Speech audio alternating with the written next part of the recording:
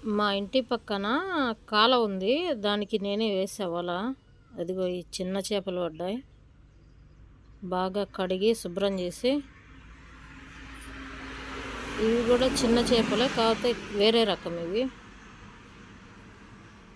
మసాలా పులుసు ఈ పాతకాలం పద్ధతిలా చేస్తున్నా, పోపు పెట్టి ఇవన్నీ కాకుండా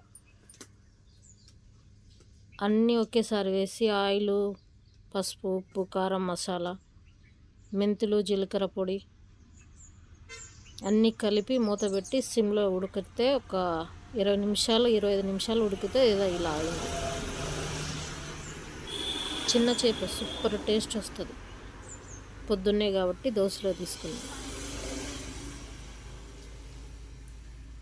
ఎలా ఉందో కామెంట్ చేయండి. చూస్తున్నారు కానీ ఎవరు లైక్ చేయట్లేదు, షేర్ చేయట్లేదు. Please share